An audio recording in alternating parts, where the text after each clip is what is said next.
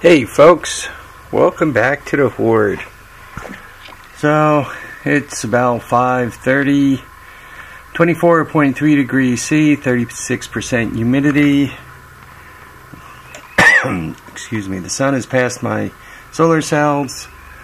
Welcome to 5:24. It is Sunday. 75 point, is that 0? So, what am I up to today? Got up early today. Today was a road trip day. Took a ride up to Schuylerville. Stoney and I had some deals. That's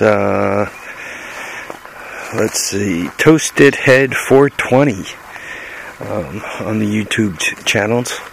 So we had some nice deals, and I brought him up the go-kart and some dead presidents, and this is what he sent me home with.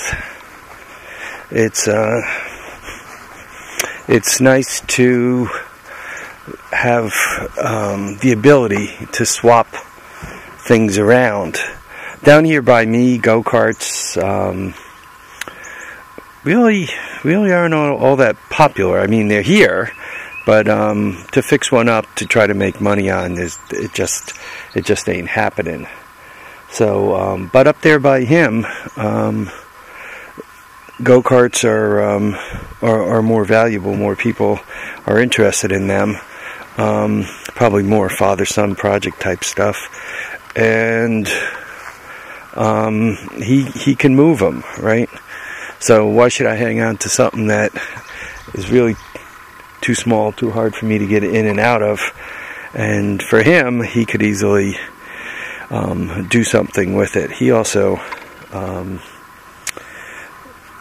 got a deal at the scrapyard where he's getting stuff out of there. He just picked up a 2-seater go-kart, very similar to the one I traded him, except the one he has, cosmetically, it's better looking, and it doesn't have a drive chain. So if he throws the drive chain on mine by going 2-seater, that makes it even more valuable, easier to get in and out of, and so forth. So notice the Rangers over here, kind of out back.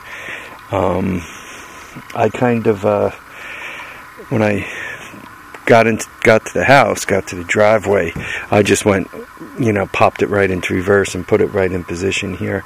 My wife saw it go by, but she really didn't note that much. I mean, she saw this thing, right? But she couldn't tell that I had this thing stuffed to the gills, including the cab, with stuff. So I caught a little bit of grief, not too much. I got a black and white cookie from Bella de Napoli in Latham there, so she was a little happy. Exit 5 off the Northway. So what do we have here? This is a 1984 200ES. Starts, runs, moves. No issues there. I mean, seat needs some love and attention. Plastic's been Frankensteined a little bit. But a complete running unit. I mean, the exhaust is here. So, starts, runs, moves, shifts, all that stuff. The wiring, I think you guys could see that. There's a key here, but it says Yamaha on it.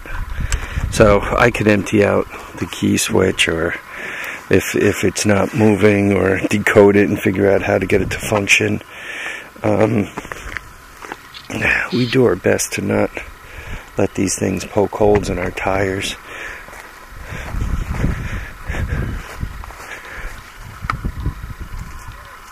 Okay. So it's complete. Tires hold there. Very happy. He also included the front end off of one. This one, the forks are bent. So I'm not sure I can straighten them or not. I'm not quite sure about that. So there's that one. This one, yeah, that's just a loose front end. This is another 250ES. So I got 2 frames out of the deal with 2 front ends. Holds air. Holds air. So I basically got 5 tires. Well, 1 bike complete and 2 additional front ends with tires. Brake even works on this one. Came complete with the cable, the whole bit. I got 2 full rear ends. Right, 1, 2. I got an 11 horsepower Briggs and Stratton. Kind of see it underneath there. And in the cab,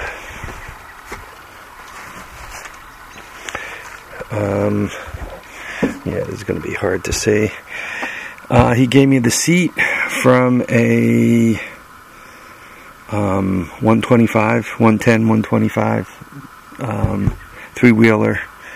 And there's, on the bottom of this pile is another big red engine that was a smoker, but he gave me all the parts to more or less complete it. There's a trunk there and another few miscellaneous pieces ahead and some other stuff. A CDI unit. Basically, if I went through all this stuff, if I added a few pieces, I can put a second one together. You know, basically put the 2 tires on the back, or put 1 tire on the back. I'd have to come up with another tire. Or if I choked up a set of tires, right, I got a front end and all the other stuff. Also in this pile is plastic for 3 fenders. Looks like 2 lefts and a right. So a good haul. My wife has piano lessons tomorrow at 10 a.m. So she'll be busy, at which time I can unload this and do what I want to do without attracting too much attention. T1 just has to get clever with this. Oh, he also included a front end from a 200 S. Not the prettiest front end, but you know, it'll work, right? So not a bad deal. Not a bad deal. The way these things work, the engine plugs right into here. So you got a basically encapsulated shaft. You mount the rear end, you mount the engine. So it would actually even make an interesting drive chain. Either to use the whole thing, just as you see it there, or to just use the shaft drive off the engine to perhaps go to a rear end, like is on that Cushman, perhaps. Just talking out loud.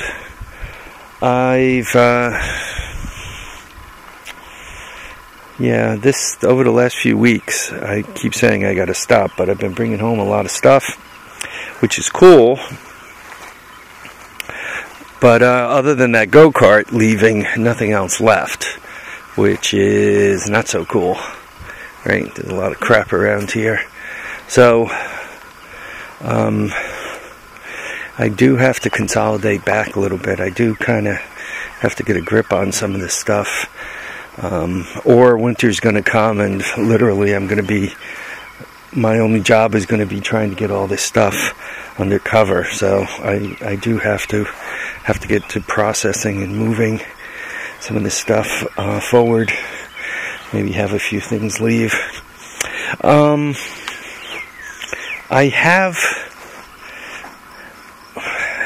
I just have to make a phone call or two. I could have a regular input of stuff, you know, something new, something interesting every week at a reasonable cost. But the problem is there's not much use to doing that if I'm not processing it, right? To just take it in and you know, spend the time to get it running, and then, oh God, now I have to store this. What am I going to do with it?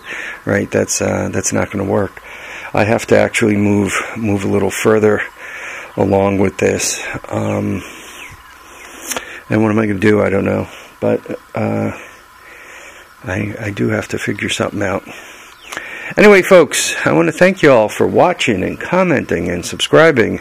I'd really like to thank Stoney for the truckload of stuff. A lot of cool stuff in there. I just got to go through it and figure out what I'm doing with it all.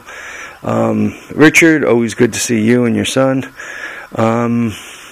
Guys, I want to thank you all for watching and commenting and subscribing. Remember to keep your feet down, keep your head up, and please, guys, remember to enjoy all your days. You don't know how many you're going to get, so make sure you go out there and have fun with what you do have.